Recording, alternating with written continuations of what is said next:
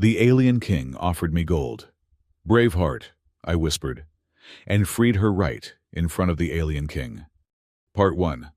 The twin moons of Carathea cast their crimson light through the obsidian throne room, painting everything in shades of blood and shadow. I stood there, wrists bound in energy shackles that hummed against my skin, trying not to think about how spectacularly I'd screwed up this time. Marcus Hale, space station engineer extraordinaire, had finally wandered into the wrong neighborhood of the galaxy. The throne room stretched before me like a cavern carved from a single block of volcanic glass. Ancient symbols pulsed along the walls with a bioluminescent glow that hurt to look at directly. The air tasted of copper and ozone, thick with the kind of power that made your teeth ache. Alien architecture always had this way of making humans feel small, but the obsidian sovereignty took it to an art form. King Cathar sat on his throne like a nightmare-given form, 8 feet tall even while seated. His body was covered in chitinous plates that shifted from black to deep purple as he moved. 4 arms, each ending in hands that could crush a human skull like an egg. His face was almost humanoid, if you ignored the extra set of eyes arranged vertically on his forehead and the mandibles that clicked when he spoke. Human. His voice reverberated through the chamber, somehow managing to sound bored and threatening at the same time. "You have trespassed in sovereign territory. The punishment is death." I wanted to argue that space lanes should be clearly marked, that maybe they should invest in some warning beacons instead of just assuming everyone knew where their borders were. But my brother Nathan's voice echoed in my memory. "Mark, one day that smart mouth is going to get you killed." Too bad Nathan wasn't around anymore to say "I told you so." The Hegemony War had taken care of that 3 years ago. "However," Cathar continued, and that single word made every being in the throne room lean forward. The courtiers, a collection of species I couldn't even begin to identify, whispered among themselves in languages that sounded like breaking glass and grinding metal. "I am feeling generous today. You may choose your reward before you die. Gold enough to buy a moon, weapons that could level cities, even your freedom, though you would leave with nothing but the clothes on your back." He gestured with one of his lower arms, and servants scurried forward, carrying displays of wealth that would make Earth's richest oligarchs weep. Bars of pure rhodium, crystals that generated their own gravity fields, data chips containing the locations of pre-collapse ruins. Any of it could set me up for life. Hell, any of it could set up my entire home station for a generation. But that's when I saw her. In the darkest corner of the throne room, barely visible in the shadows cast by the massive pillars, someone knelt in chains. Not energy shackles like mine, but actual metal chains that looked older than human spaceflight. They were covered in the same symbols as the walls, glowing with a sick green light that pulsed like a heartbeat. She was humanoid, but definitely not human. Her skin had an opalescent quality, shifting between pearl white and soft gold, depending on how the light hit it. Long hair that seemed to move on its own, defying the gravity of this world. Even from across the room, even beaten and chained, she radiated something that made my chest tight. Our eyes met for just a moment. Violet eyes, impossibly large, filled with a rage so pure it could have powered a starship. Then she looked away, dismissing me as just another gawker, another participant in her humiliation. "I'll take her," I heard myself say. The throne room went silent. Not the kind of quiet where people stop talking, but the kind where everyone stops breathing. Even the ambient hum of alien technology seemed to pause. Cathar's mandibles spread in what might have been surprise or amusement. "You would choose a slave over wealth, over freedom." "Is she not part of the offer?" I kept my voice steady, though my heart was trying to pound its way out of my chest. "You said I could choose my reward." The king's multiple eyes focused on me with an intensity that made my skin crawl. "She is Oralis. Do you know what that means? Human. I didn't, but I wasn't about to admit it. I know what I see. What you see is death wrapped in beauty. The Oralis are weapons. Nothing more. They feel nothing. They are nothing. She would kill you the moment those chains were removed. Then why keep her chained? The question hung in the air like a challenge. Several courtiers hissed their disapproval. One, a creature that looked like a sentient mass of tentacles, slithered backward as if I'd committed blasphemy. Cathar rose from his throne, all 8 feet of him, unfolding with predatory grace. You amuse me, human. Very well. If you want the Oralis, you may fight for her. Win, and she is yours. Lose, and you both die. Fight who? His laugh was the sound of grinding stone. Her, of course. We will unchain her, and you will face her in the trial of chains. If you survive, if you can subdue her, she becomes your property. If not, he shrugged with all 4 arms. The arena floor needs fresh blood anyway. I looked back at the woman in chains. She was staring at me now, and the rage in her eyes had been replaced by something else. Confusion, curiosity, or maybe just a different flavor of contempt. When I asked, "Now," guards surrounded me before I could respond. Not the regular palace guards I'd seen when they dragged me in, but elite warriors in powered armor that hummed with barely contained energy. They marched me through corridors that seemed to shift and change, the architecture flowing like liquid obsidian. We descended deeper into the palace, the air growing thicker, older. The holding cell they threw me into was surprisingly comfortable. A bed that adjusted to my body temperature, water that tasted suspiciously like whatever I was thinking about at the moment. Even a window showing the desert landscape outside. The twin moons were setting, painting the endless dunes in shades of burgundy and gold. "You're an idiot," a voice said from the shadows. I spun around to find another human leaning against the far wall. He was older, maybe 50, with the kind of scars that told stories you didn't want to hear. His clothes marked him as a long-term prisoner, faded and patched with alien fabric. "Thanks for the pep talk," I said, settling onto the bed. "You got a name, or should I just call you Captain Optimism?" "Garrett. Been here 6 months, ever since my crew thought raiding a sovereignty supply depot was a good idea." He moved into the light, and I could see his eyes were the hollow kind you got from seeing too much. "That thing you chose, you have no idea what you've done." "Enlighten me." He sat on the floor, pulling out what looked like a cigarette but smelled like cinnamon when he lit it. The Oralis were the sovereignty's enemies once. 1,000-year war, or so the guards tell it. They're psychic, telepathic, empathic, the whole spectrum of mindfuckery. That one up there, she's been in those chains for 50 years. 50 years. I couldn't hide my surprise. She looks young, beautiful. That's part of their thing. They don't age like we do. But here's the real kicker, friend. They can make you see things, feel things. She'll get in your head, make you think you love her, that you've always loved her. Then, when you're completely under her spell, she'll tear your mind apart from the inside. I thought about those violet eyes, the way my chest had tightened when I saw her. Maybe she already has. Garrett laughed, bitter and short. "If she had, you'd be drooling on the floor right now." "No, she's playing a longer game. Question is, why'd you really choose her? The king's offering you wealth beyond imagination, and you pick a fight with a psychic weapon." I lay back on the bed, staring at the ceiling where more of those symbols pulsed and writhed. Why had I chosen her?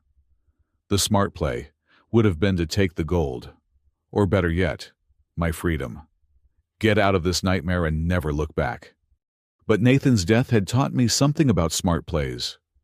He'd made all the right choices, followed all the protocols, and still ended up atomized in a conflict that nobody even remembered the reason for starting. Sometimes, The smart play was just another way of saying the coward's way out. "You ever have someone die for you?" I asked Garrett. He was quiet for a long moment. "Yeah." "Then you know there are debts that can't be paid with gold. She's not your dead friend. Hale, whatever you think you see in her, it's not redemption. Maybe not. But when I closed my eyes, I could swear I heard something. Not words, not even thoughts. Just a presence, like an echo of a song I'd heard in a dream. The guards came for me at what passed for dawn on this world. The binary sunrise painted the sky in layers of orange and purple that would have been beautiful if I wasn't being marched to what was probably my death. The arena was everything you'd expect from an alien despot's death pit. Circular, carved from the same black stone as the palace, with stands that rose toward the sky in defiance of several laws of physics. It was already packed with spectators from a dozen different worlds. I saw insectoid beings clicking their mandibles in excitement, clouds of sentient gas that pulsed with bioluminescent anticipation, and things that hurt to look at directly. They stripped me of everything except basic clothing, then gave me a weapon that was insultingly simple. A staff, about 6 feet long, made from some metal that felt warm to the touch. No energy blades, no projectiles, just a stick. "Try not to die too quickly," one of the guards said through his translator. "The king likes a show." They shoved me through a doorway, and suddenly, I was on the arena floor. The noise from the crowd was overwhelming, a cacophony of alien sounds that made my ears ring. The sand beneath my feet was rust-red and fine, probably stained from centuries of blood. Across from me, another door opened. She walked out slowly, and for the first time, I could see her clearly in the light. The chains were gone, but there were marks on her wrists and ankles where they'd been, scars that glowed with that same sick green light. She wore simple white fabric that contrasted sharply with her shifting skin.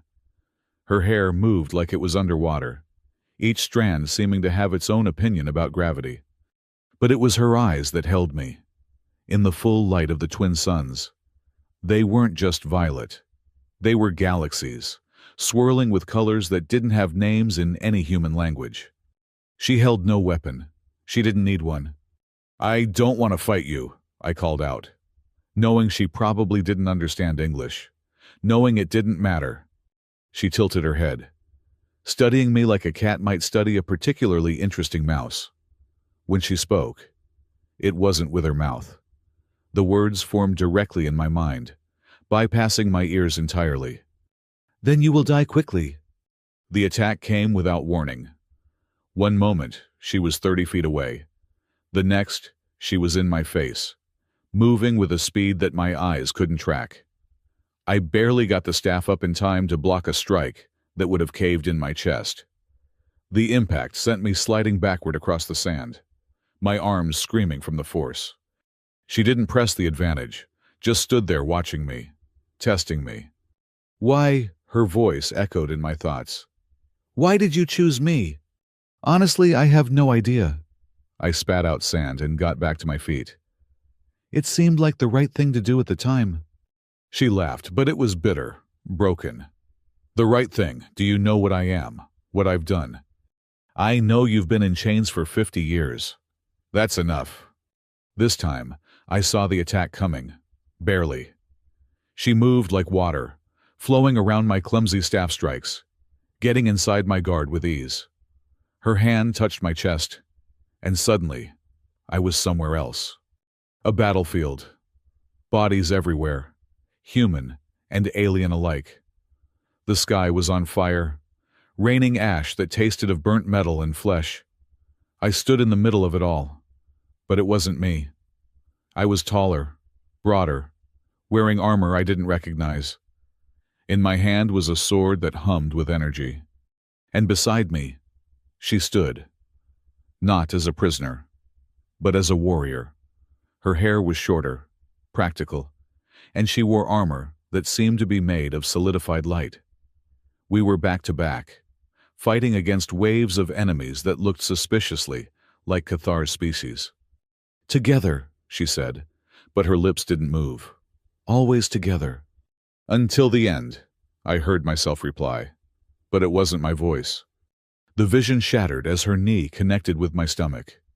I hit the sand hard, gasping for air that wouldn't come. The crowd roared its approval.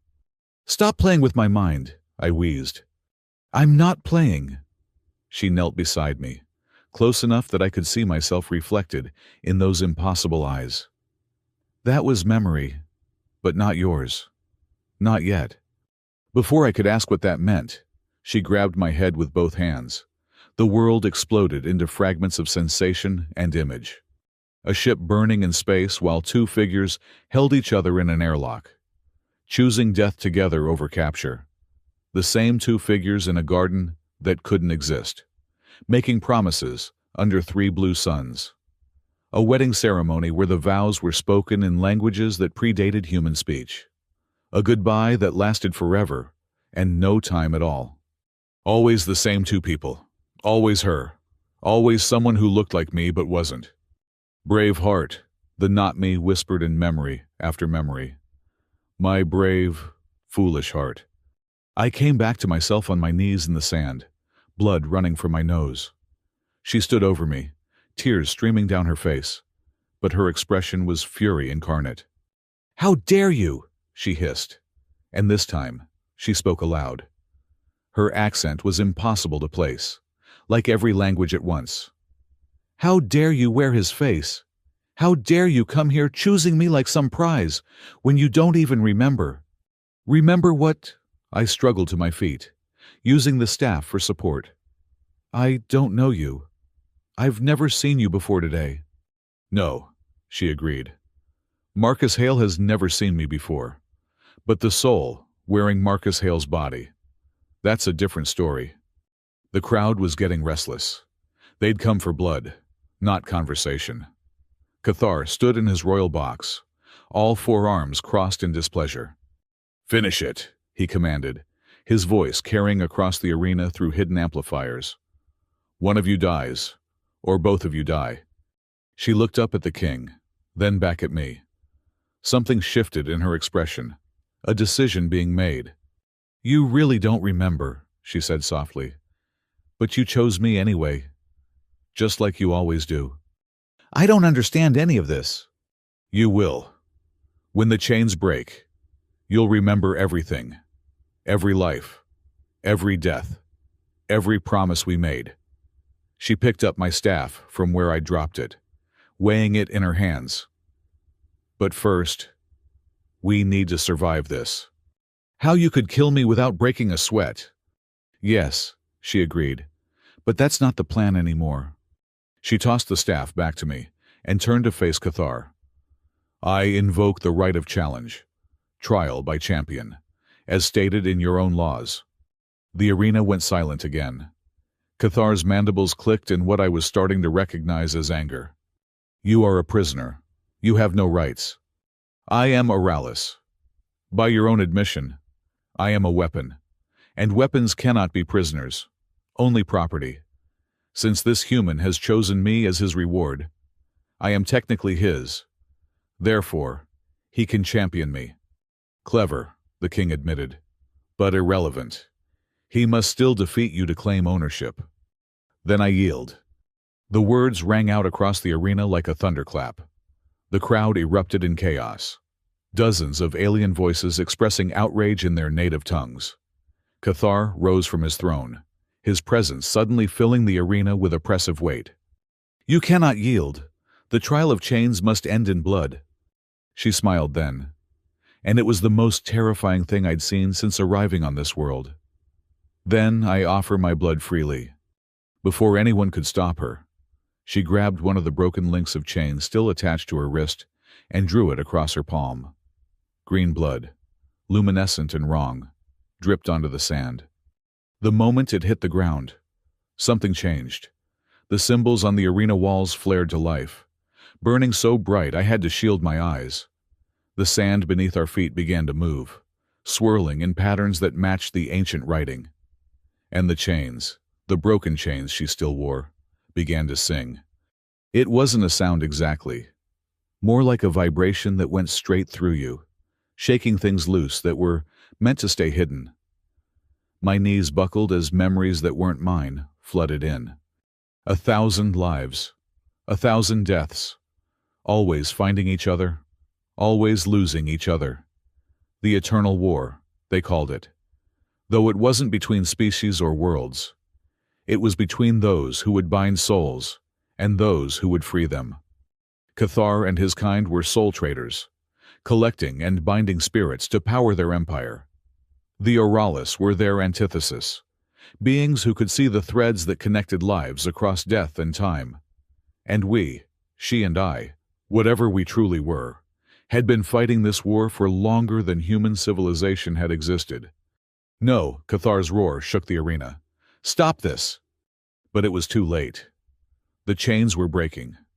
Not just the physical ones, but the metaphysical bonds that held memories at bay, that kept souls from remembering their true nature. All around the arena, beings were clutching their heads as forgotten lives crashed into their awareness. She walked toward me through the chaos, her form shifting, becoming more solid and more ethereal at the same time. Hello, my brave heart, my Marcus, my Theron, my Kai, my 1,000 names across 1,000 lives. Do you remember our promise now? I did. God help me. I remembered everything. Until every chain is broken, I whispered. Until every soul is free, she completed. Cathar descended from his box, his form growing larger, more monstrous. Ancient power radiated from him, the kind that came from feeding on captured souls for millennia. You think breaking a few chains changes anything? I am eternal. My empire is eternal. Nothing is eternal, she said, taking my hand. Where our skin touched, light exploded. That's the beauty of it. The staff in my other hand transformed, becoming something more, something familiar. A blade of pure thought, able to cut through the bonds between soul and flesh. Around us, the arena continued to dissolve into chaos as more beings remembered who they truly were beneath the lives they wore. You could have just taken the gold, Cathar snarled, his forearms weaving symbols in the air that made reality bend. You could have walked away. No, I said, feeling the weight of all my lives, all my choices. I really couldn't. The battle that followed wasn't just physical. It existed on levels that human language couldn't describe. Cathar threw the weight of his stolen souls at us. Thousands of years of captured spirits turned into weapons. We fought back with something simpler, but infinitely more powerful. The bond between two souls who had chosen each other across death and time. But this wasn't the climax of our story. This was just the beginning. As the arena crumbled around us, as beings fled in terror or joined the fight, depending on what they remembered.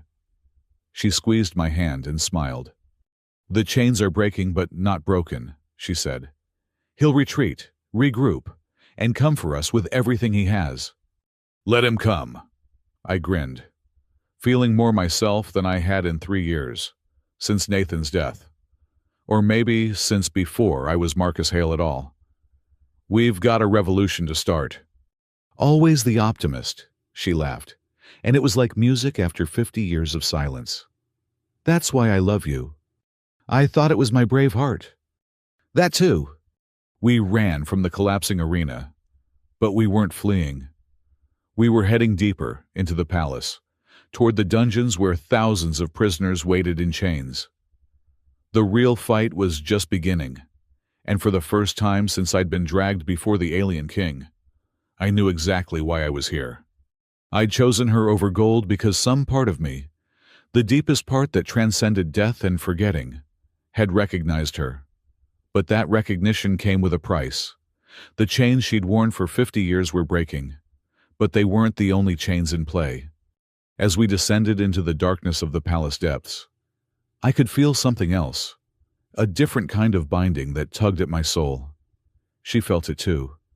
I could see it in the way she kept glancing at me, worry flickering in those impossible eyes.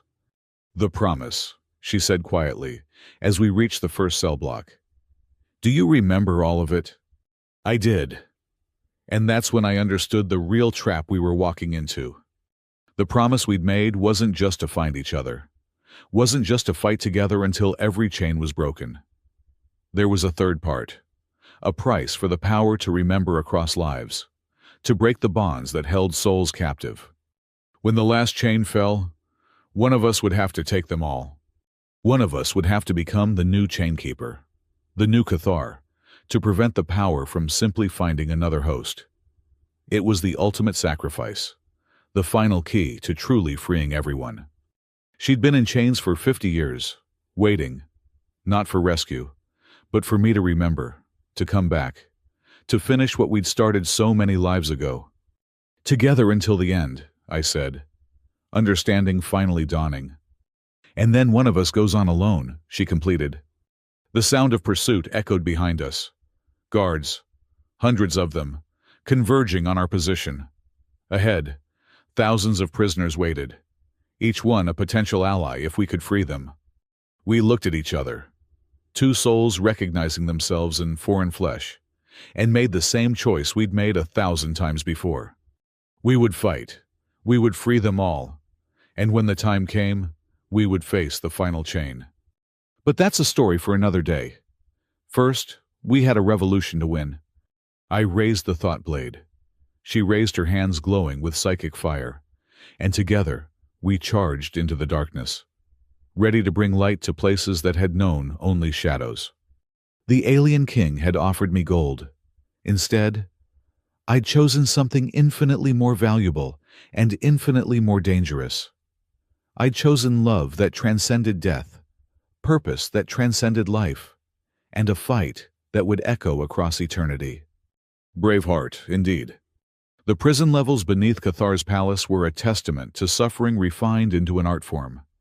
Each cell had been specifically designed for its occupant species, maximizing discomfort without quite reaching the mercy of death. The aquarii were kept in chambers just dry enough to cause constant pain, but not dehydration. The thermalites shivered in rooms kept precisely at temperatures that prevented both their hibernation and their active states. It was cruelty with the precision of science. Lyra moved through the corridors like she'd been born to them, which, given what I was starting to remember, might have been true in at least one lifetime. Her hand stayed in mine as we ran, and where our skin touched, I could feel the electric pulse of recognition that went deeper than flesh and bone. "Stop gawking and start breaking things," she said, though her voice in my mind carried warmth that her words didn't. "We have maybe 3 minutes before the entire guard force converges on this level." "I'm not gawking. I'm assessing." I raised the thought blade, its edge humming with potential. "How many prisoners?" "Thousands. But we start with Block 9. "Why Block 9? She glanced back at me, and for a moment I saw through her current face to all the faces she'd worn. Warriors, healers, queens, thieves. Always the same soul burning beneath. Because that's where they keep the other Aralis. The revelation shouldn't have surprised me, but it did. There are others. I thought you were the last. Cathar likes to lie. It makes the torture more personal if you think you're alone." She stopped at a massive door, marked with symbols that seemed to actively repel vision. "When we open this, everything changes. The others, they've been in chains longer than I have. Some of them might not remember who they were, who we were to them. Family, I guessed. In a sense, we're all connected. All part of the same rebellion that's been raging since before your Earth had oceans." She placed her hand on the door, and the symbols flared in protest. "Marcus, when they see you, some of them will try to kill you." "Why?" "Because the last time they saw someone wearing a human face claiming to be you, it was Cathar's shapeshifter who led them into the trap that got them captured." "Great. Alien identity theft on top of everything else. So, how do I prove I'm really me?" She smiled, sad and beautiful. "You tell them about the song." "What song?" "You'll know when the time comes. You always do. The door dissolved at her touch, revealing a chamber that defied the physics I knew. It was simultaneously vast and intimate, a space that folded in on itself like origami made of reality. In the center, 12 figures knelt in chains, similar to the ones Lyra had worn. But these were older, more elaborate. The metal seemed to be growing into them, or perhaps from them, creating a fusion of flesh and binding that made my stomach turn. They looked up as we entered, and 12 pairs of eyes in various colors all held the same expression of resigned suffering. Not all were humanoid. One looked like a living constellation, points of light connected by streams of energy. Another seemed to be made of liquid metal that couldn't quite hold a stable form. But they all had that quality, that presence that marked them as Auralis. Lyraean, one of them spoke, a figure that looked almost human except for the extra joints in her limbs. You brought him here. After everything. You brought him here. Look closer, Seraph, Lyra said. Really look. The one called Seraph narrowed her eyes, studying me with an intensity that felt like being X-rayed. Then she gasped. No, it's not possible. He's dead. We all felt him die. Death is just another kind of chain, I said, the words coming from somewhere deeper than conscious thought. And every chain can be broken. Pretty words, another prisoner spat. This one covered in scales that shifted through every color of the spectrum. But words won't free us. These chains are soul-forged. They bind across dimensions. Even if you cut them in this reality, they'll just reform from another. That's when I understood why Lyra had brought me here specifically. It wasn't just to free her people. It was because I was the key. Literally. The thought blade in my hand wasn't just a weapon. It was a lockpick designed for exactly these kinds of chains. The Sunderer, the constellation being whispered. He carries the Sunderer, but that means... It means he's remembered, Lyra confirmed. Not everything, not yet, but enough. Enough for what? I asked, though I was already moving toward the nearest prisoner, the blade humming louder as it approached the chains. Enough to start the final movement of a symphony that's been playing for millennia, Seraph said. Enough to end this. I touched the blade to the first chain, and the reaction was immediate. The metal screamed, a sound that existed in too many dimensions at once, but it cut.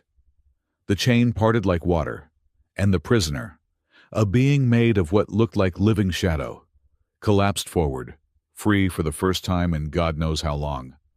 One down, I muttered, moving to the next. 11 to go. Marcus, Lyra warned. But I was already cutting the second chain. That's when the memories hit. Not mine, but the prisoner's. A warrior named Cade who had fought beside us in the War of Unbinding. Images of battles on worlds I'd never seen. Using weapons that bent reality itself. And through it all, the song.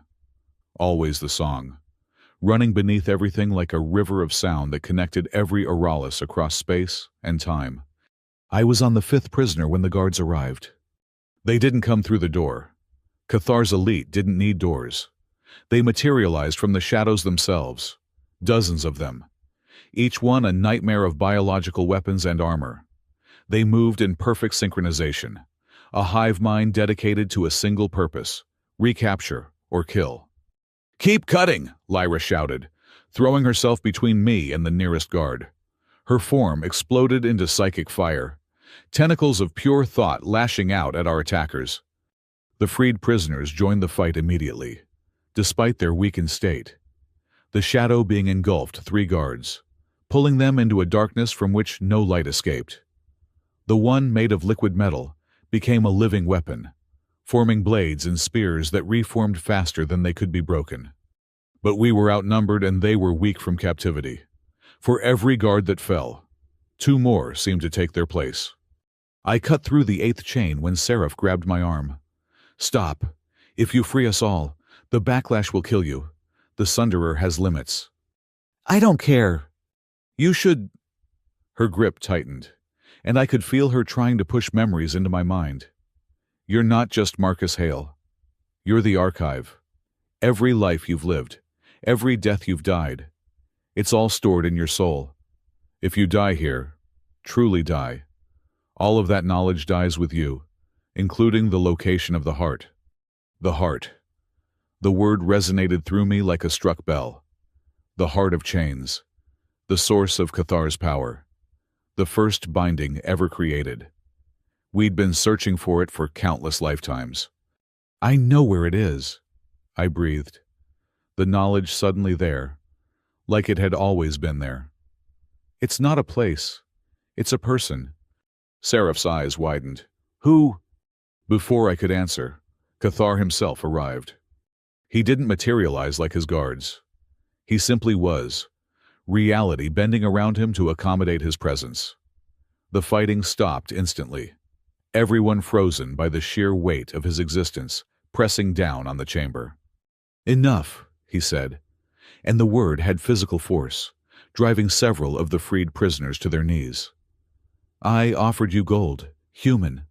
I offered you freedom, and this is how you repay my generosity.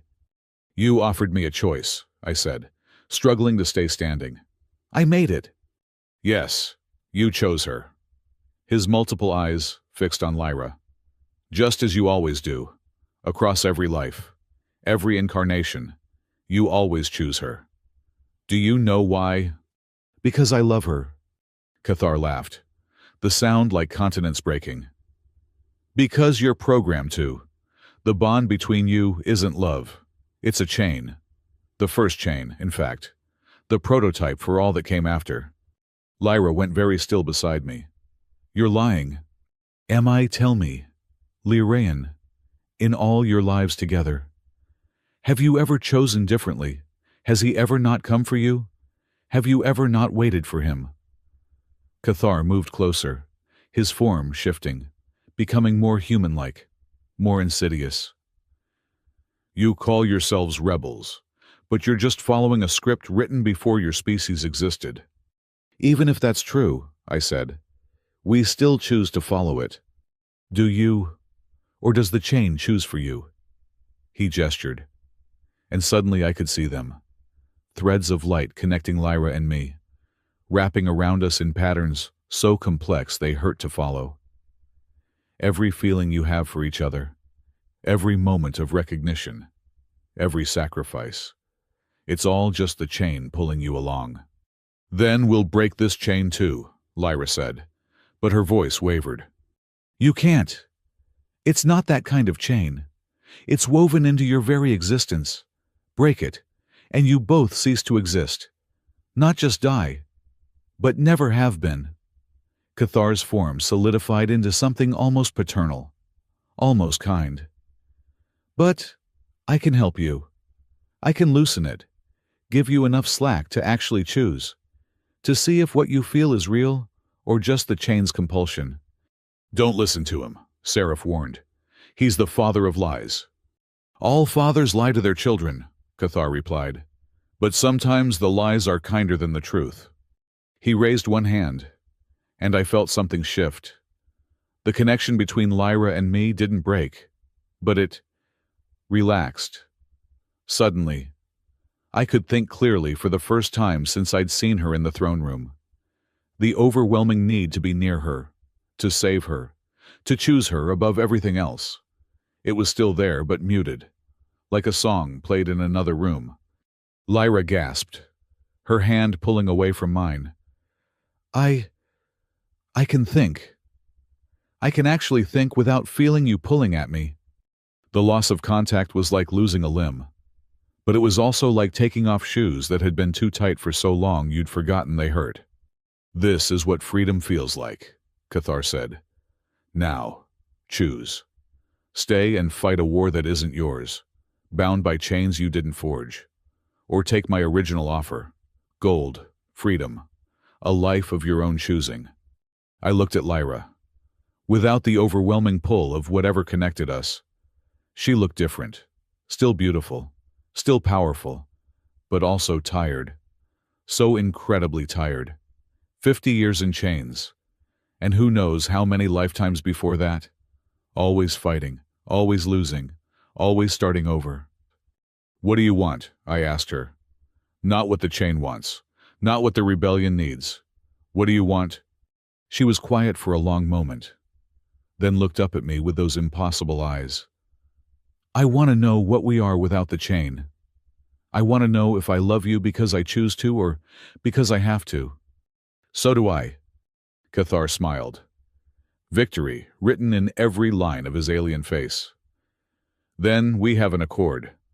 I'll give you time, a year and a day, as humans reckon it. Live your lives, make your choices, and when the time comes, if you still want to fight, the arena will be waiting." "What's the catch?" I asked.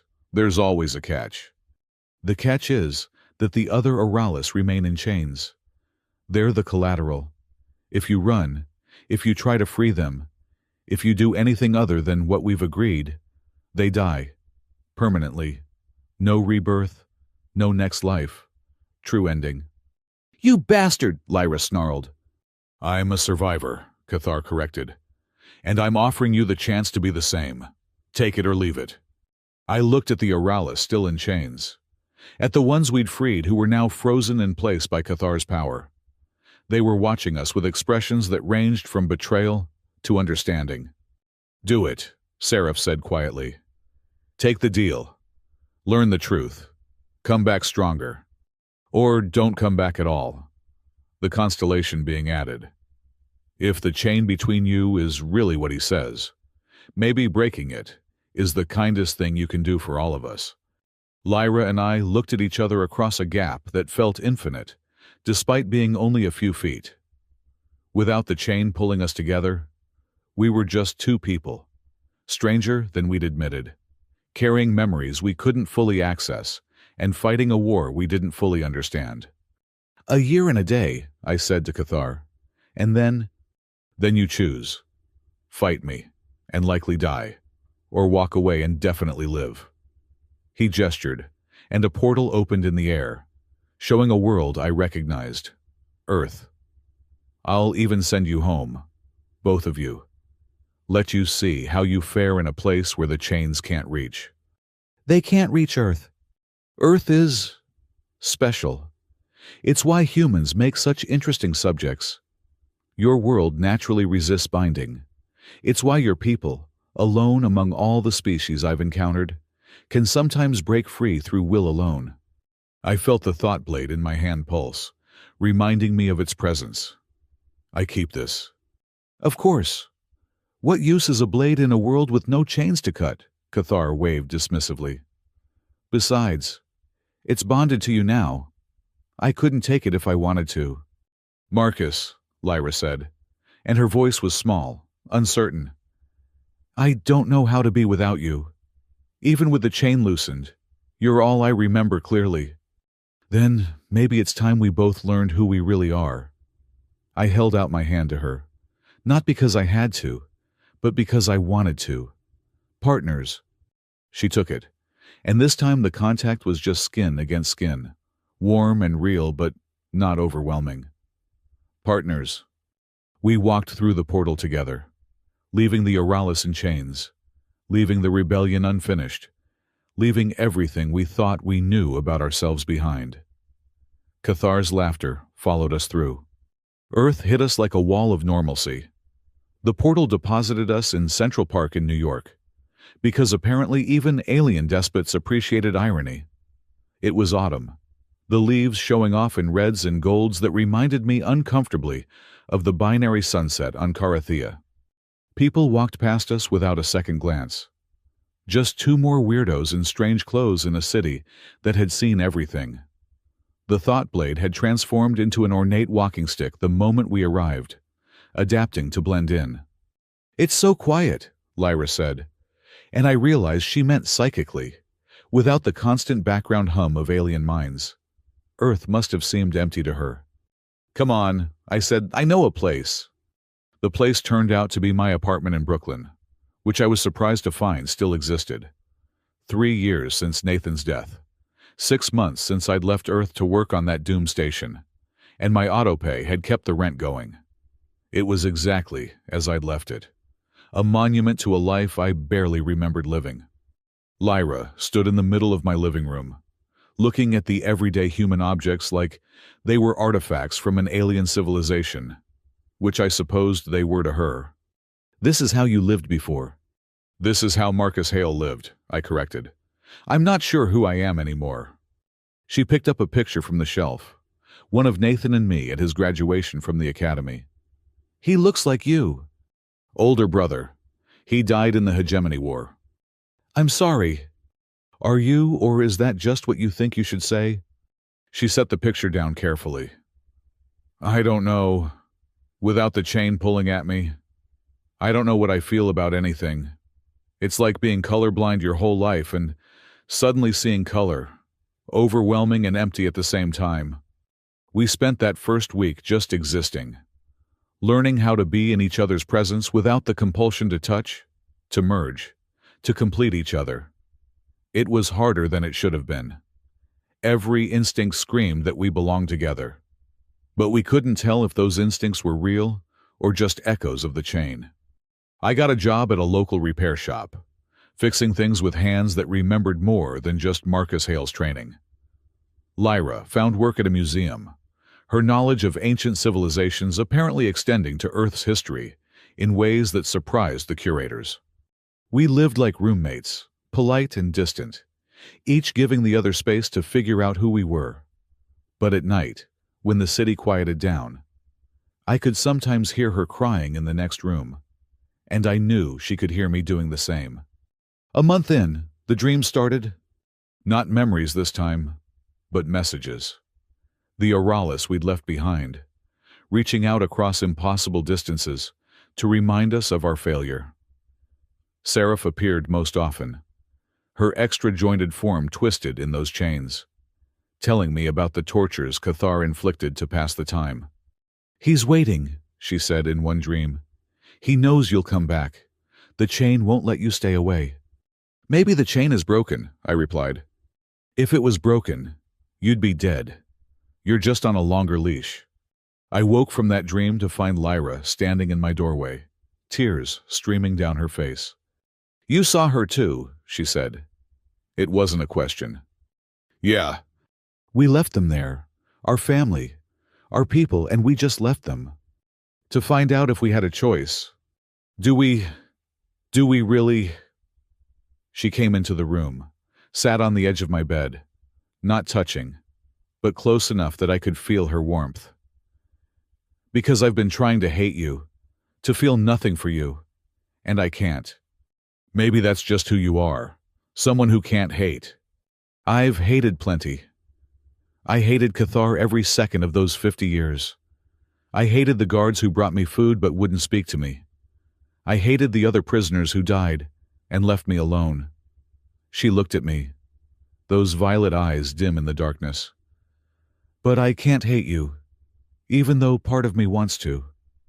Even though it would be easier." "Why would it be easier?" "Because then I could walk away. From you. From the war. From all of it." She lay back on the bed, staring at the ceiling. "Do you know what I thought when I first saw you in that throne room?" "What?" "Finally. Not, who is this human choosing me, or why now, but just, finally. Like I'd been holding my breath for 50 years and could suddenly breathe again." "That's the chain talking." "Is it, or is that just what we tell ourselves because the alternative is too frightening?" "What alternative?" She turned to look at me. "That we choose this. That faced with infinite possibilities, we choose the hard path, the painful path, because it's ours." I thought about Nathan, about his death, about the choices that led me to that throne room. Maybe we're just broken, programmed to self-destruct in the most elaborate way possible. Maybe. Or maybe that's what love looks like when it spans lifetimes. Messy and painful and impossible to distinguish from compulsion. We lay there in the dark, not touching, the space between us feeling both infinite and paper thin. 3 months left, I said. Then we have to decide. I've already decided, she said quietly. I decided the moment we walked through that portal. I'm going back. Why? Because whether the chain is real or not, they're suffering. And I can't live with that. Even if it means fighting a battle we can't win. Especially then. The chains that matter aren't the ones on our wrists or in our souls. They're the ones we put on ourselves when we choose comfort over righteousness. She got up to leave, but stopped at the doorway. The song is real, by the way. I hear it sometimes, when the city is quiet enough. It's not coming from the chain or from the other Oralis. It's coming from Earth itself. What does that mean? I think it means Cathar was wrong about this place. It doesn't resist binding because it's special. It resists because it remembers what freedom costs.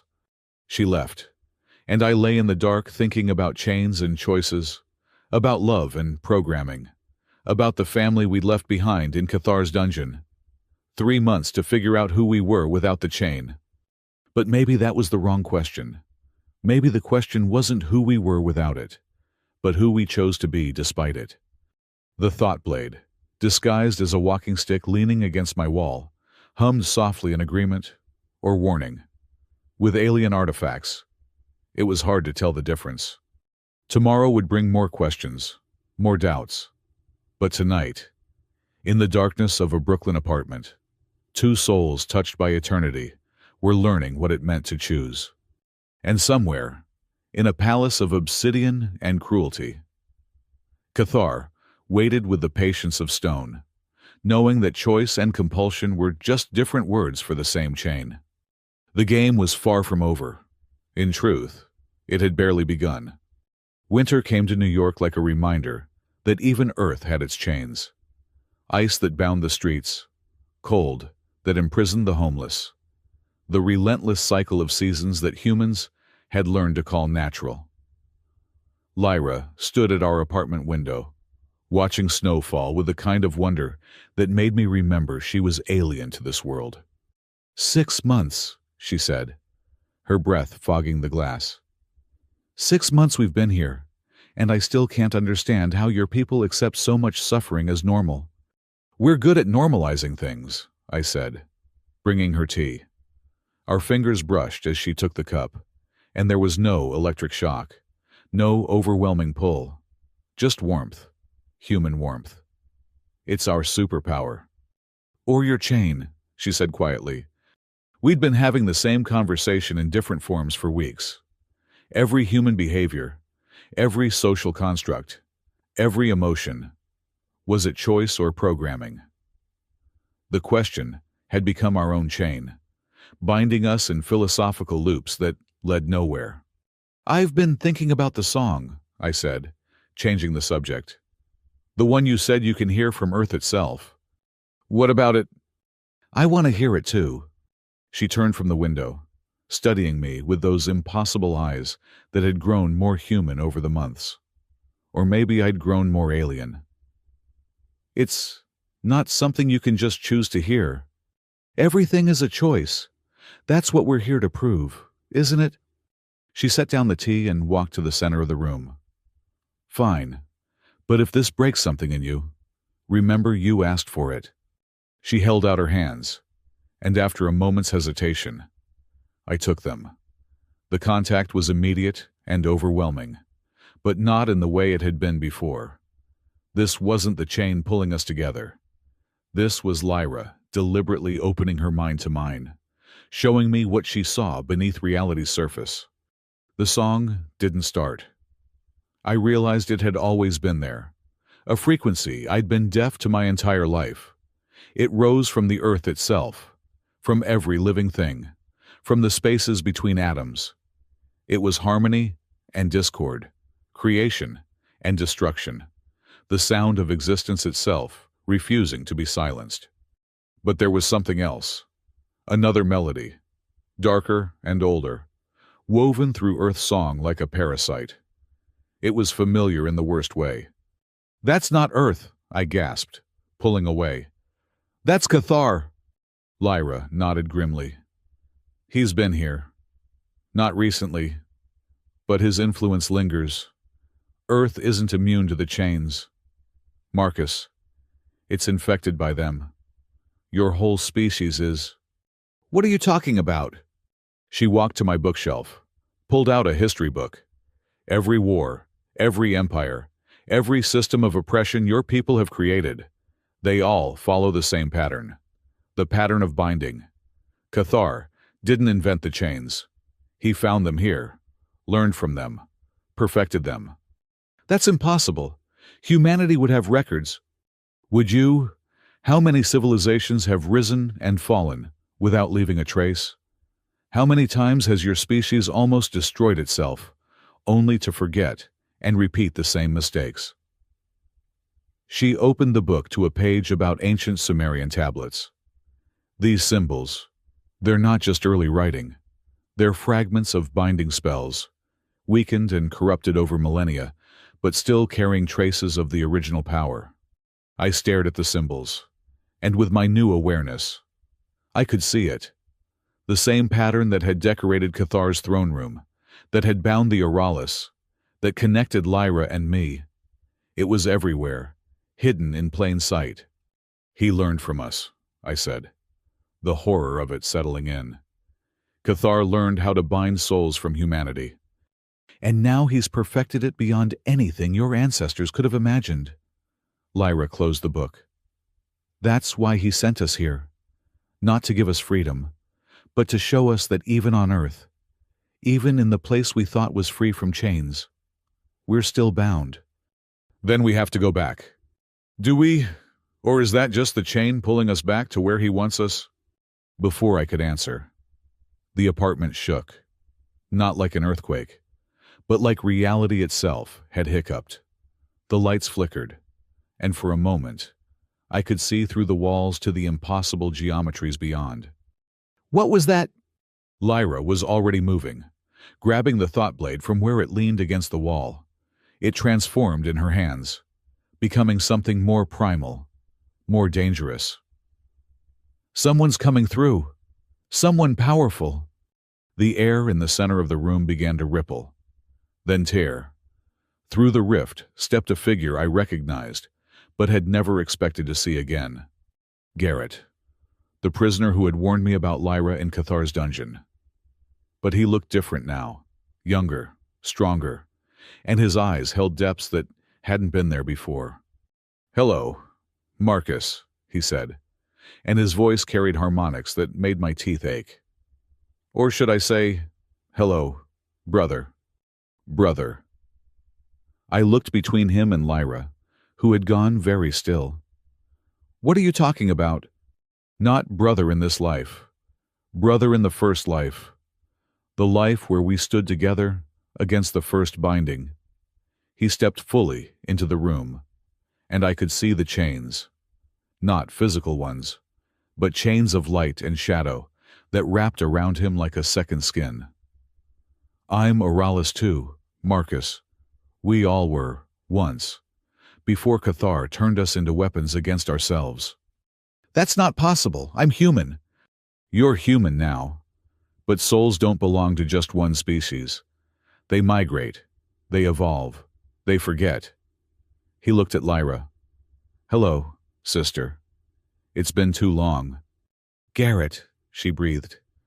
We thought you were dead, truly dead. I was...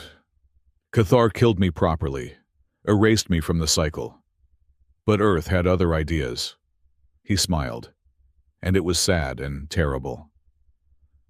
This world really is special, just not in the way Cathar thinks. It doesn't resist binding. It remembers the time before binding, and it wants that time to come again. Why are you here? I asked, though part of me already knew. Because your year and a day is almost up, and Cathar is preparing for your return. But he's not preparing for a fight. He's preparing for a coronation. What? Garrett moved to the window, looking out at the snowy city. The deal was never about giving you freedom. It was about letting the chain between you strengthen through denial. Every day you've spent apart, every moment you've resisted touching, connecting, being what you are together. It's all been adding tension to the chain. When you return, when you finally give in to what you feel, the release will be powerful enough to bind not just you two, but every soul in Cathar's empire. "He's using us," Lyra said, understanding dawning in her eyes. "We're not rebels. We're weapons. The ultimate weapons. A love that transcends death, turned into a chain that transcends reality." Garrett turned back to us. "But there's something Cathar doesn't know. Something Earth taught me when it brought me back." "What?" "The chains aren't evil. They're not even unnatural. They're what happens when connection becomes possession, when love becomes need, when bonds become bindings." He held out his hand, and I could see the chains around him shifting, changing. "But they can be transformed. Not broken, but transformed." "Into what?" "Into what they were meant to be. Threads. Connections that link but don't bind. That unite but don't enslave." He looked at me, meaningfully. "The thought blade you carry isn't meant to cut chains. It's meant to weave them into something new." I looked at the blade, which had been humming quietly since Garrett arrived. In this new light, I could see it differently. Not a weapon, but a tool. A needle for threading reality itself. "How do you know all this?" Lyra asked. "Because I've been to the heart," Garrett said simply. "I've seen where all chains begin and end, and I know who guards it." "Cathar?" "No. Someone much older. Someone who's been waiting for you two to remember who you really are." He moved toward the door. "Come with me. There's something you need to see." We followed him out into the snowy night, through streets that seemed to bend around us, past people who didn't seem to see us at all. He led us to Central Park, to a grove of trees that looked older than they should be. In the center of the grove was a pool of water that reflected not the night sky, but something else. Stars arranged in patterns I'd never seen. Galaxies spinning in colors that didn't exist on Earth. "Look," Garrett said. "Really look." We knelt by the pool, and in its depths, I saw the truth. The first binding hadn't been created by Cathar or his kind. It had been created by us, by Lyra and me, in our first life, when we were young and foolish and so afraid of losing each other that we wove our souls together. We had invented the chains in a moment of desperate love, not knowing what we were unleashing on the universe. "We're not victims," I said, the weight of it crushing. "We're the cause." "You were the first," Garrett confirmed. "And every chain since then has been a corruption of what you created. Cathar didn't learn binding from Earth. He learned it from you, when you were different beings on a different world, in the universe's youth." Lyra was crying, her tears falling into the pool and creating ripples that spread across galaxies. "We did this, all the suffering, all the slavery. It's our fault." "Then we have to fix it," I said, standing up. "We have to go back." "That's what Cathar is counting on," Garrett warned. "He knows you'll come. He knows you'll fight. And he knows that in the end, you'll complete the binding because you won't be able to help yourselves." "Then we don't fight," Lyra said suddenly. "We don't resist. We give him exactly what he wants." Both Garrett and I stared at her. "Think about it," she continued, her eyes bright with possibility. "He expects us to resist, to struggle against the chain. But what if we don't? What if we embrace it completely, but on our terms, not as a binding, but as a weaving?" "That's insane," Garrett said. "The power release could destroy you both. Or it could transform every chain in existence," I said, understanding what she was suggesting. "If we're the source, the original, then what we do to our chain affects all others." "It's never been tried, because no one's ever remembered enough to try," Lyra said. She looked at me, and for the first time in 6 months, I felt the full force of our connection, not pulling, but inviting. "Marcus, we have 3 months left. 3 months to learn how to transform a chain into a thread. And if we fail, then we become the ultimate weapons in Cathar's arsenal, and freedom dies across the universe." She held out her hand. "But if we succeed, We undo our first mistake and free everyone we've inadvertently enslaved. I took her hand, and this time, the connection was different. I could feel the chain between us, but also something else. Potential. The possibility of transformation. "Teach us," I said to Garrett. "Everything Earth taught you about transformation." He smiled, and for the first time, it reached his eyes. "It won't be easy. You'll have to face every life you've lived, every death you've died, every choice you've made, and you'll have to do it together, without losing yourselves to the chain." "We're ready," Lyra said. "No," Garrett corrected, "but you're willing, and sometimes that's enough." The training began that night. Not physical training, but something deeper. Garrett taught us to see the chains not as bindings, but as connections gone wrong. Every relationship, every emotion, every thought that linked one being to another could become a chain if held too tightly, or a thread if held just right. We practiced on small things first. The connection between strangers on a subway, the bond between a parent and child in the park, the link between two pigeons fighting over bread. We learned to see the moment when connection became possession, when love became need, when freedom became fear.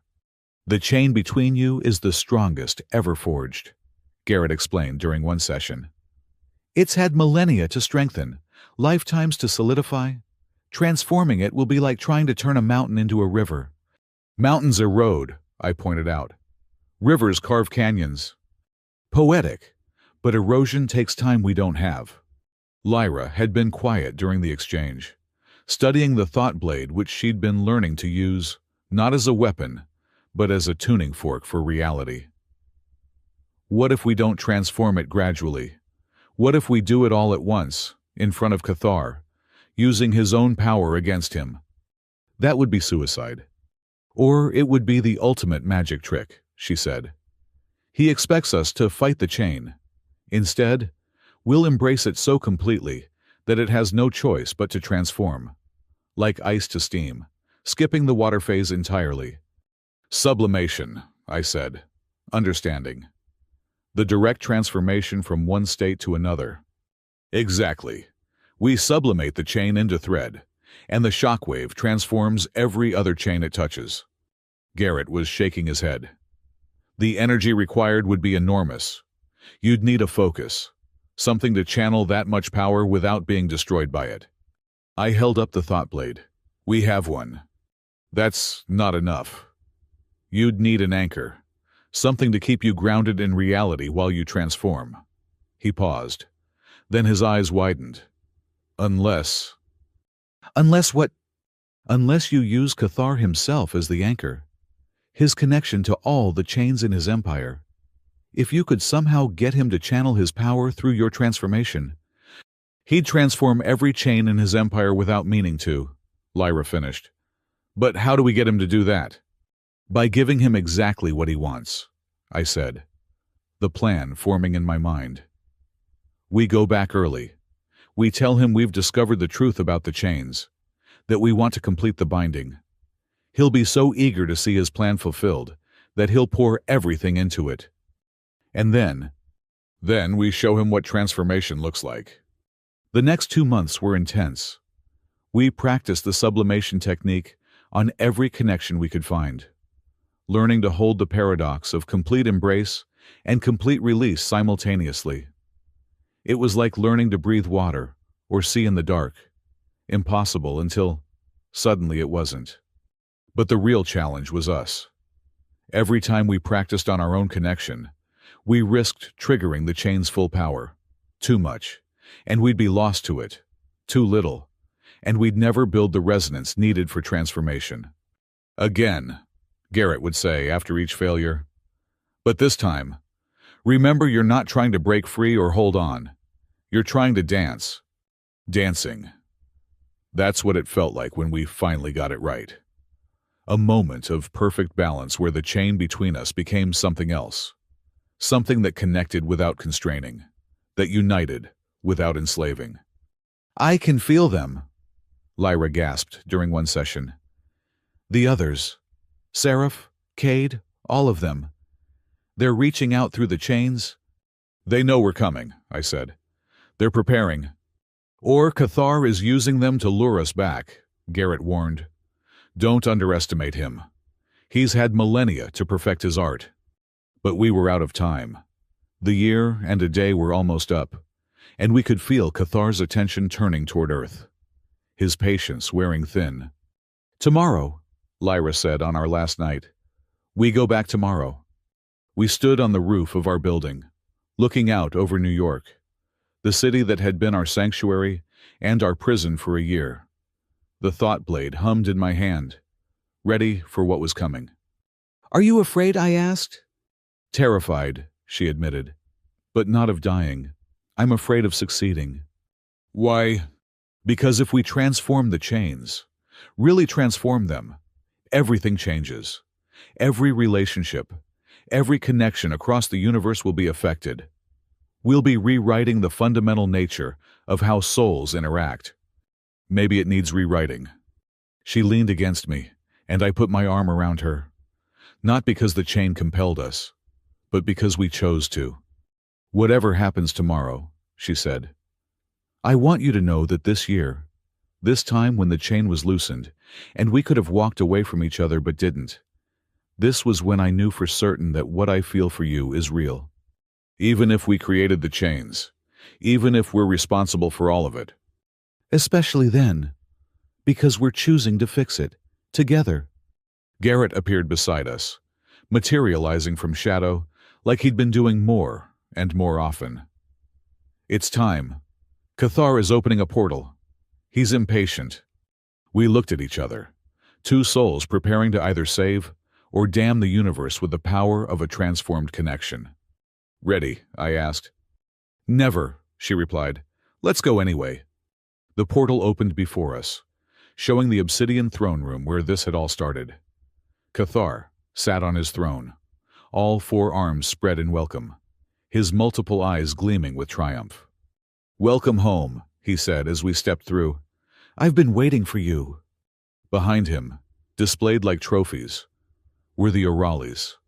All of them, even the ones we'd freed, back in chains that glowed with sick green light. But their eyes were different now, not defeated, but waiting. They could feel what we were about to attempt. We know the truth, I said, playing our part. We know what we are. The first chain, Lyra added. The prototype for all others. Cathar's mandibles spread in what passed for a smile. And you've come to complete it, to become what you were always meant to be.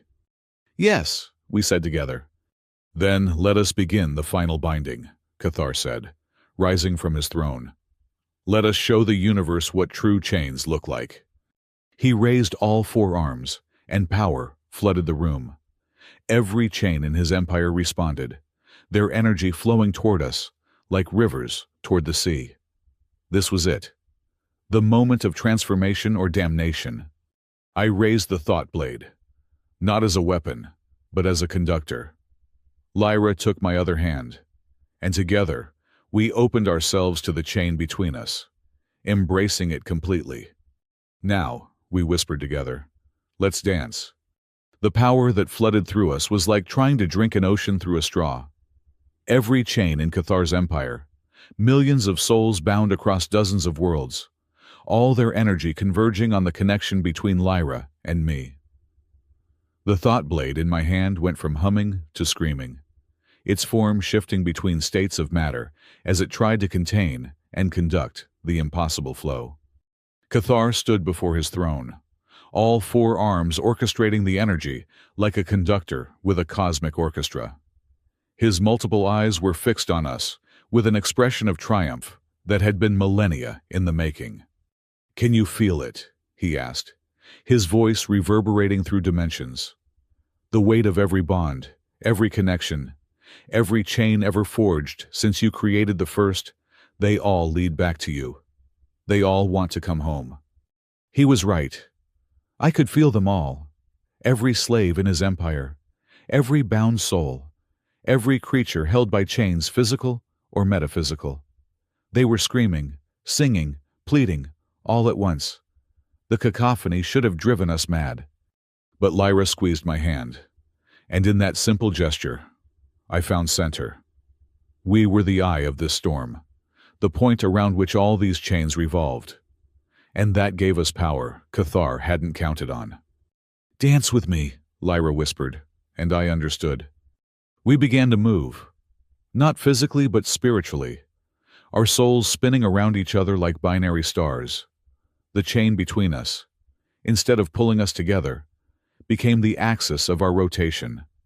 And as we spun, something extraordinary happened. The energy flowing into us began to change. Where it had been crushing, pressing, binding, it became something else, like a whirlpool reversing its flow. The power that was meant to complete the ultimate binding began to unravel. "What are you doing?" Cathar's voice held the first note of uncertainty I'd ever heard from him. "We're showing you what you never understood," I said, my voice harmonizing with frequencies that shouldn't exist. "Chains aren't about holding on.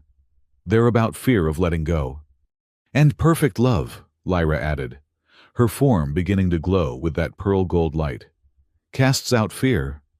The thought blade in my hand transformed, not into a weapon or a tool, but into something far more fundamental.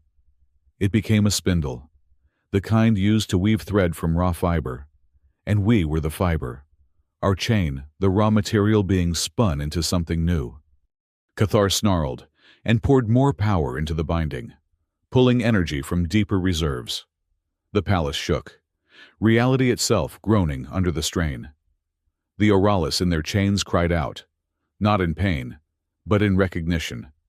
"They understand," Seraph gasped from her bonds. "They're actually doing it." "Doing what?" Cathar demanded, his composure cracking like obsidian under pressure. "Showing us the way home," she replied, and began to laugh. It was a sound of pure joy, incongruous in that chamber of suffering. One by one, the other Oralis took up the laugh, and their chains began to resonate with a different frequency. Not the sick green of binding, but something clearer, purer, the color of starlight through water. "No," Cathar roared. He abandoned his position by the throne and charged toward us, his form expanding, becoming something monstrous. Not just alien, but antithetical to life itself. "I am the master of chains. I am the keeper of souls. You will not undo my work." But we weren't trying to undo it. That was what he didn't understand. We were completing it, just not in the way he expected. The chain between Lyra and me reached a critical point. Like a rubber band stretched to its absolute limit, it hung on the edge of snapping. But instead of breaking, it did something neither of us had anticipated. It inverted. Suddenly, the chain wasn't connecting us. We were connecting it. We weren't bound by love. We were the source from which love flowed. The distinction was subtle but absolute, and it changed everything. The transformation rippled outward like a shockwave. Every chain it touched underwent the same inversion. Instead of souls being bound by chains, they became the sources that gave chains meaning. The power dynamic reversed completely. Cathar hit us with the force of a collapsing star, but it was too late. The transformation had reached critical mass. His attack, meant to destroy us, only accelerated the process. The energy he poured into us became fuel for the change. "This is impossible," he gasped, his monstrous form beginning to flicker. "I am eternal. My empire is eternal." "Nothing is eternal," Lyra said, echoing her words from that first day in the arena. "That's the beauty of it." "But transformation," I added, raising the spindle that had been the thought blade. "Transformation is infinite." The chains holding the Oralis didn't break. They transformed, becoming threads of light that connected them, not to their prison, but to each other, to us, to every soul that had ever been bound. A web of connection that supported, rather than constrained. Seraph stood, her bonds now a glowing network of possibilities radiating from her. "We're free.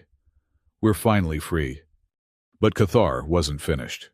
With a sound like reality tearing, he pulled himself back together, his form solidifying into something harder, darker, more absolute than before.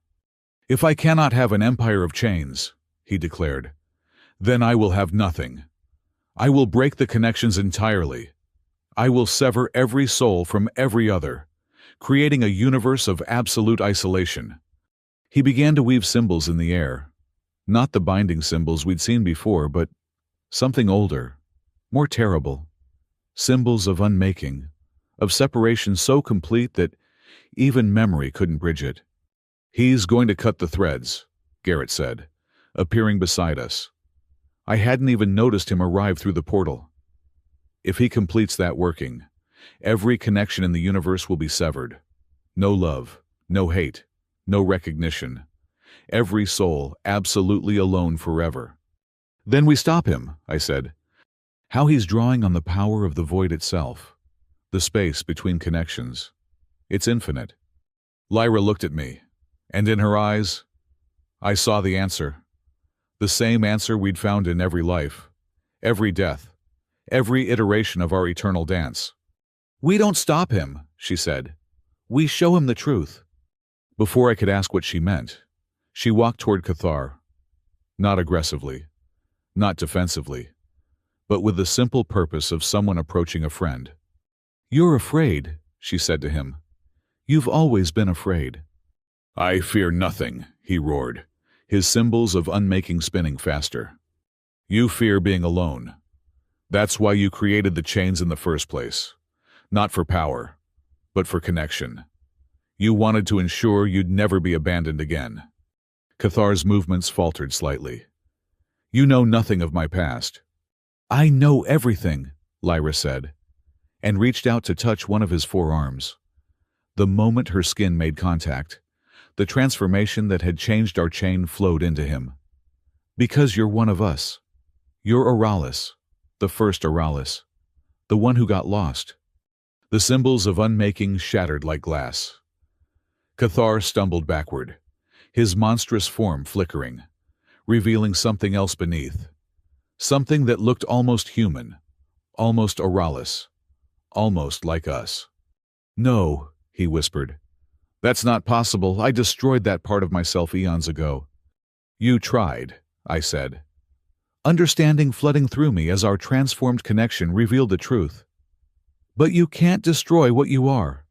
You can only bury it under chains. Your own chains." The throne room began to shift, reality bending as Cathar's control weakened. Through the cracks, I could see other worlds, other souls, all the beings he'd bound throughout his empire. They were watching, waiting, hoping. "I had to," Cathar said, his voice breaking. "They left me, my family, my people. They transcended without me, said I wasn't ready, that I held on too tight. So I showed them. I showed them what holding on really meant." "And you've been alone ever since," Lyra said gently. "Surrounded by chains, but never truly connected.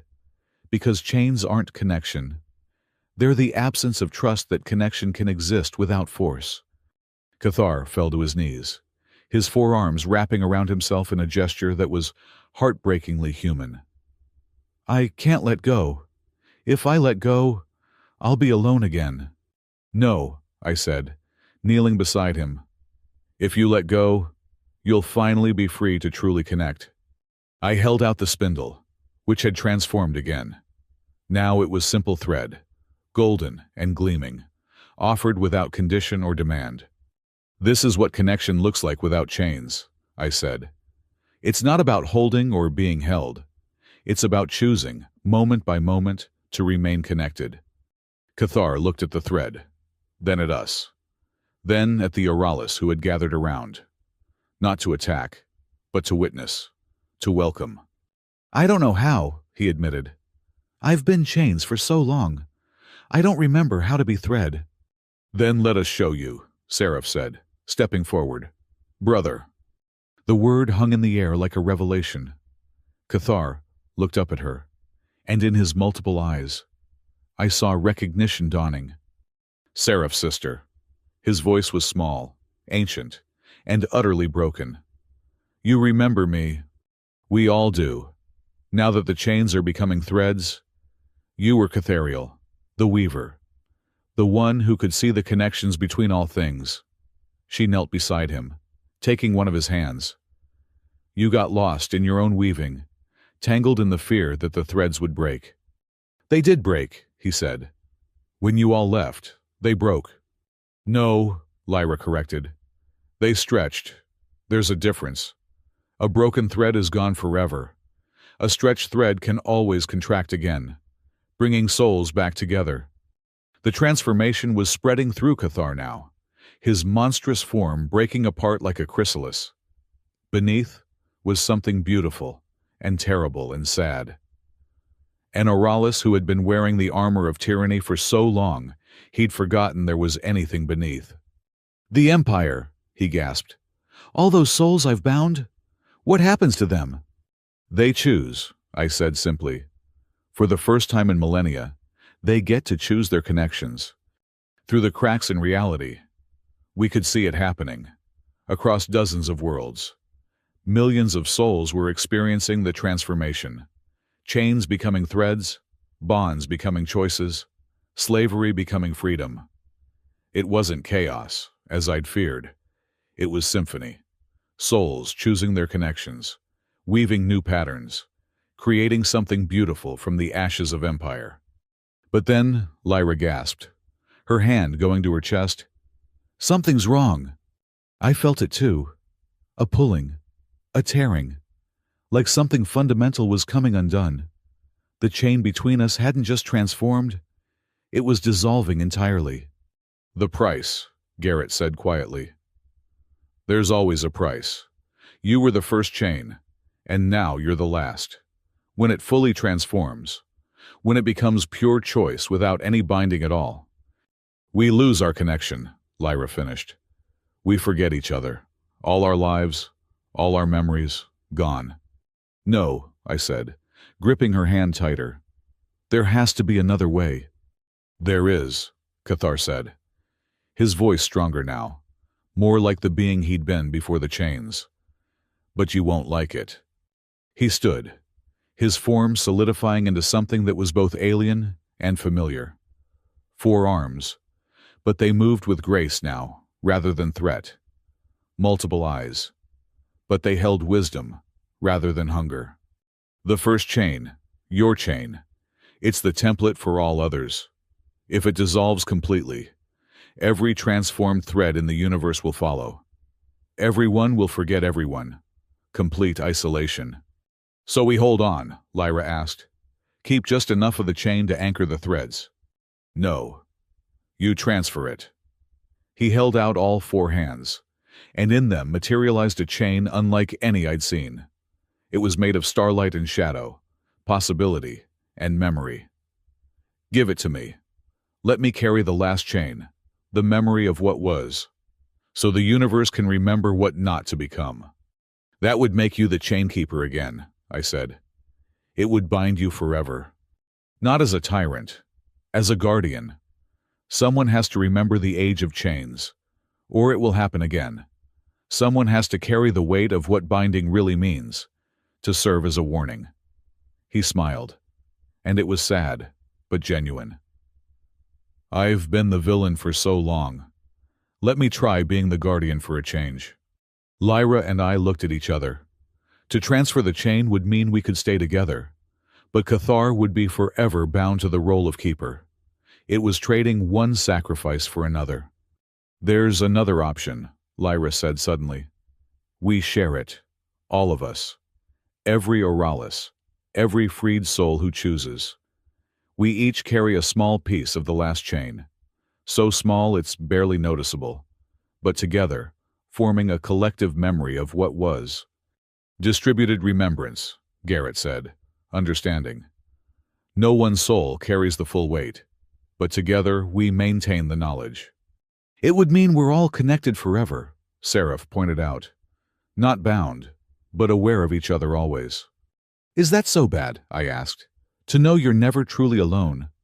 Cathar laughed, and it was a sound of release, of relief, of recognition.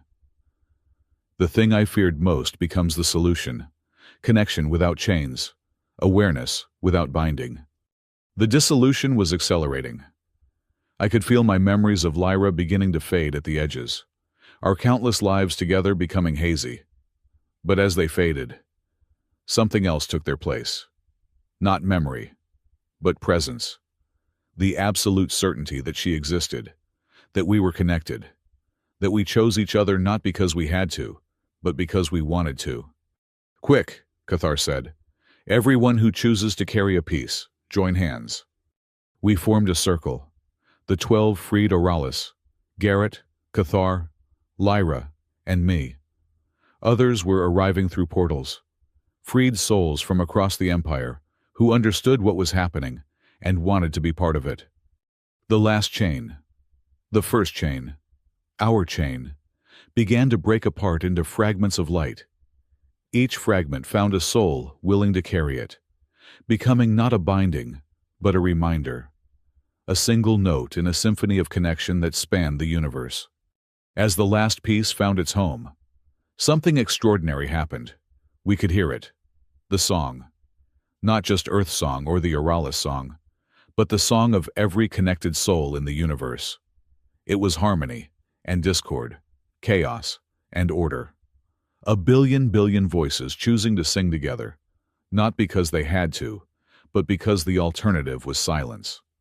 Cathar fell to his knees again, but this time in wonder rather than defeat. "I can hear them, all of them. They're choosing to stay connected, even without chains. They're choosing connection." "Most of them," Garrett corrected, looking through a portal at the wider universe. "Some are choosing isolation, and that's their right. But most want to be part of something larger." The throne room was dissolving now, not into destruction, but into transformation.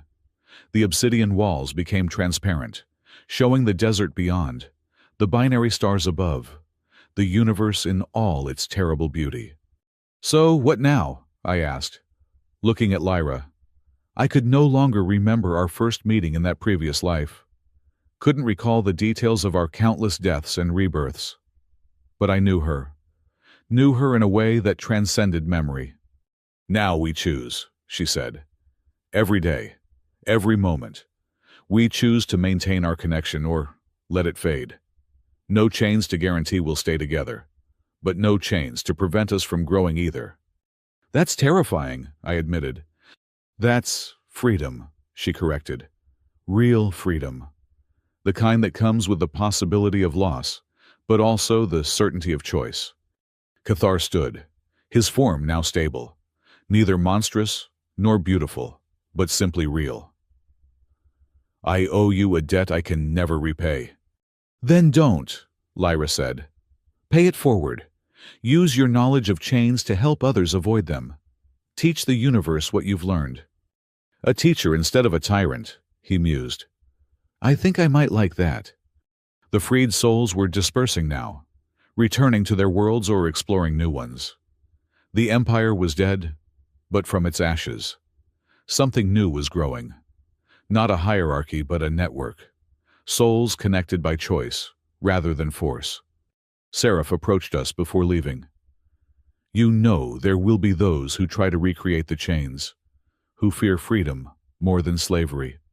"Then we'll stop them," I said. "All of us who carry pieces of the last chain. We're the immune system now. Antibodies against binding." "The Unchained," Garrett said. "That's what they're calling us out there. The ones who remember what chains cost." As the others left, Lyra and I stood in what had been the throne room, now open to the desert and stars. The thought blade had returned to its original form, but it felt different in my hand. Not a weapon, but a tool for weaving connections rather than cutting them. "I should tell you something," Lyra said, not quite meeting my eyes. "Without the chain compelling us, I'm not sure what I feel for you is love. It might be. But it might also be habit, or nostalgia, or just the comfort of the familiar. I know, I said. I feel the same uncertainty. Does that bother you? I thought about it. Really thought about it. Without the chain's certainty. I couldn't be sure that what I felt for her was real love, or just the echo of it. But maybe that was the point. No, I said finally. Because now, we get to find out. We get to discover each other without the script, without the inevitability. We get to fall in love or not, stay together or part, and know that whatever we choose, we chose it. She smiled, and it was different from any smile I'd seen from her before. Uncertain but real, worried but hopeful. So, Marcus Hale, she said, using my human name for the first time in months. Would you like to go on a date? A real date, where we talk about normal things and see if we actually like each other when the universe isn't ending. I laughed, and it felt good. Human good. Not cosmic truth good. Yeah, I'd like that. Though I should warn you. I'm pretty boring when I'm not saving the universe. Good. I could use some boring. She took my hand. Not because she had to, but because she wanted to. Though first, we should probably help clean up the mess we made. There are a lot of confused former slaves out there who need guidance. The work of freedom never ends, Cathar said, appearing beside us one last time. But it's work worth doing. He opened a portal, showing a world where former slaves and former masters were trying to figure out how to coexist without chains defining their relationship. It would be messy, complicated, and probably take generations to sort out. Ready? Lyra asked. No, I said, but let's go anyway. We stepped through together, not bound by chains but choosing to walk side by side. Behind us, the palace of obsidian finally crumbled, not in destruction, but in release. It dissolved into the desert, its atoms freed from the rigid structure they'd been forced to maintain. But that wasn't the end. Not quite. 3 days later, as we helped mediate a dispute between former slaves and their confusion about freedom, Lyra pulled me aside. There was something in her expression I couldn't read, something that made my chest tight with a feeling I couldn't name. Marcus, she said, there's something you need to know, something I discovered when the chains transformed. What? She pulled out a fragment of chain from her pocket. Not the metaphysical piece we all carried, but an actual physical link, green and glowing with that sick light I remembered from her imprisonment. This didn't transform, she said. It couldn't, because it was never really a chain. What was it? A seed, she said, and her voice was heavy with implication. Cathar wasn't the first to try to bind souls. He learned from someone else, someone older. The chains were just the first iteration. There are other forms of binding out there, older and more subtle. I stared at the fragment, seeing it pulse with a life that shouldn't exist. You're saying this isn't over? I'm saying it's just beginning. She took my hand, placed the fragment in it. The chains were obvious, brutal, easy to recognize as wrong. But what about the bindings we don't see? The ones that feel like freedom but aren't? The fragment was warm in my hand, almost pleasant. And that's what made it terrifying. It didn't feel like a chain. It felt like coming home. We broke the chains, Lyra continued. But there are other prisons, softer ones, harder to see, harder to resist. And someone out there is still building them. I closed my fist around the fragment, feeling it pulse in rhythm with my heartbeat.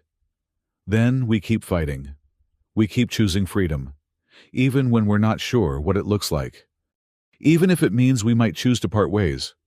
I met her eyes, those impossible violet galaxies that I no longer felt compelled to fall into, but chose to explore anyway. Especially then, I said, because the freedom to leave is what makes the choice to stay meaningful. She smiled, sad and beautiful and real. You know, I think I might actually be falling in love with you.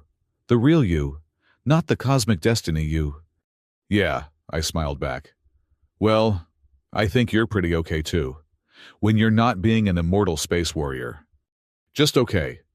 I mean, you did keep me waiting a whole year before telling me about the impending doom fragment. I wanted to see if you'd stick around without the universe ending. And jury's still out. We laughed, and it was human laughter. Small, and brief, and precious. Around us, the work of freedom continued.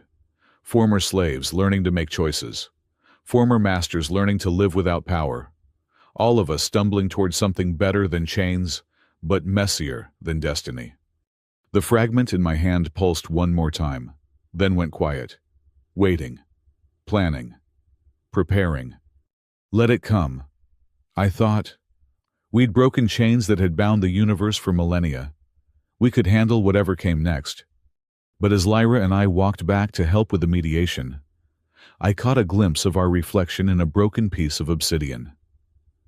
For just a moment, I saw something else. Not chains binding us, but threads weaving us into a pattern I didn't recognize. A pattern that looked almost like wings. Or maybe like a web. The transformation was complete, but the story was far from over. We'd traded chains for choices, certainty for freedom, destiny for possibility. And in that trade, we discovered something precious, the right to be wrong, to fail, to choose poorly, and learn from it. That's what Cathar hadn't understood. Chains weren't just about control. They were about the fear of making the wrong choice. But without that risk, choice meant nothing. As the binary sun set over the desert world, painting everything in shades of red and gold, I made a choice. Not a cosmic, universe-shaking choice, but a small, human one. I chose to hold Lyra's hand. Not because I had to, not because destiny demanded it, not because ancient chains compelled me, but because in that moment, walking through the ruins of an empire we'd helped topple, working to build something better from its ashes, I wanted to share it with her.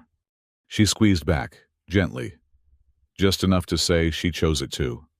And that was enough. For now, the desert night fell like a curtain of stars, and we made camp among the ruins of what had once been Cathar's greatest slave processing facility. The irony wasn't lost on me that we chose to rest where so many had lost their freedom. But maybe that was the point, to transform places of horror into something else, something better. Lyra sat across from me by our small fire, the flames casting dancing shadows on her opalescent skin.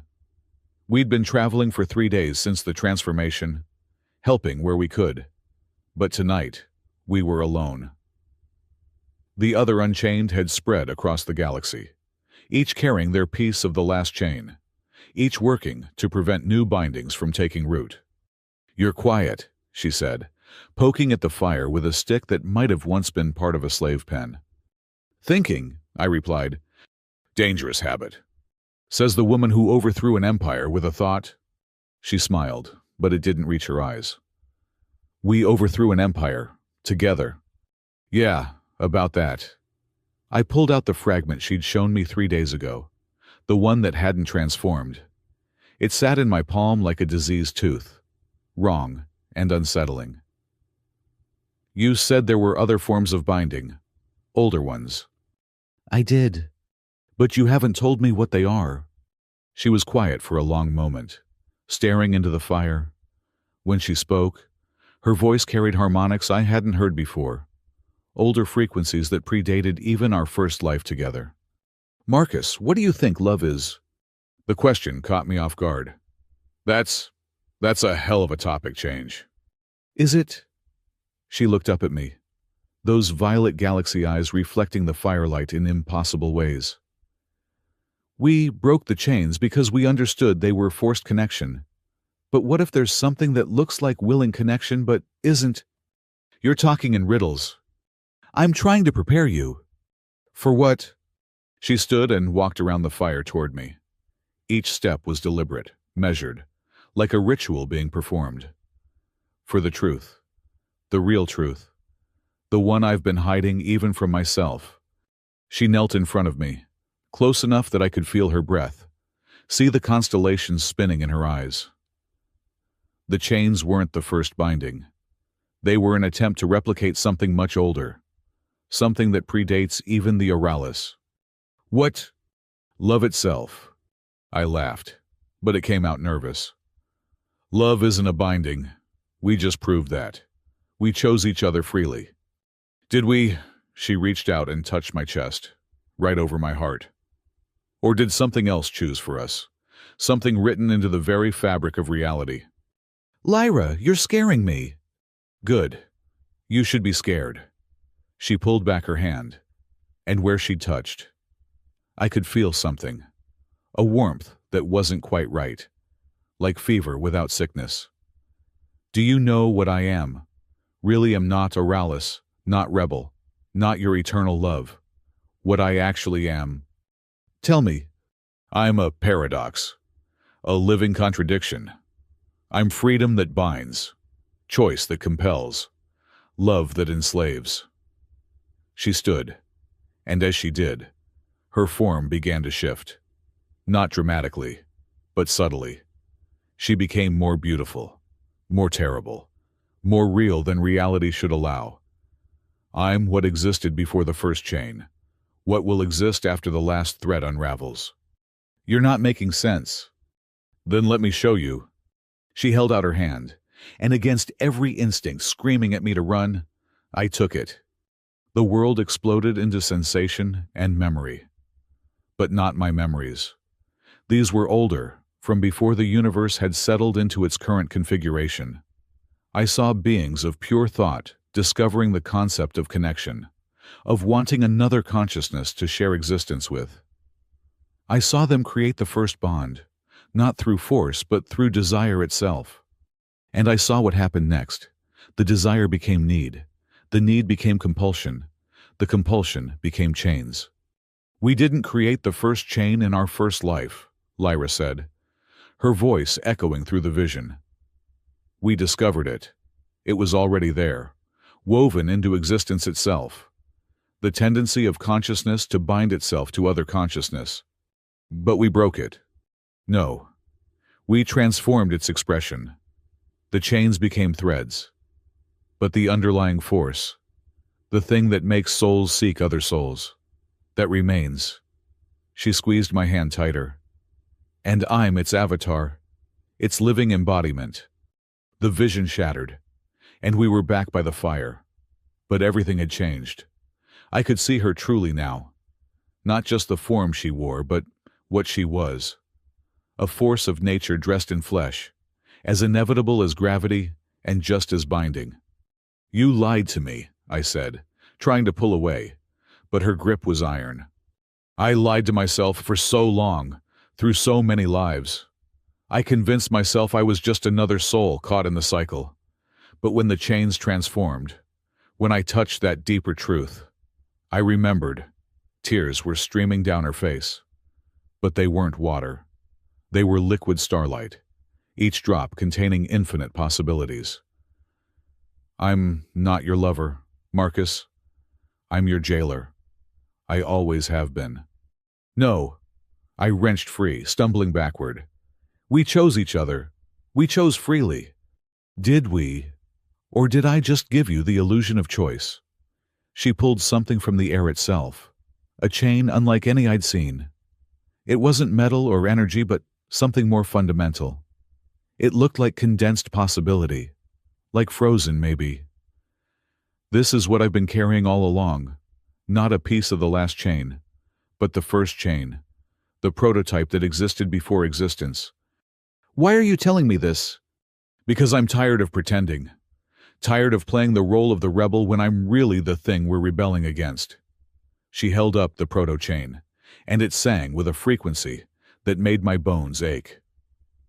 And because it's time you knew what really happened when you chose me in Cathar's throne room. What are you talking about? You didn't choose me, Marcus. I chose you. Long before you were Marcus. Before you were human. Before you were anything. I chose you to be my anchor. My connection to reality. Without you, I'm just force without form. With you, I'm force with purpose. That's insane.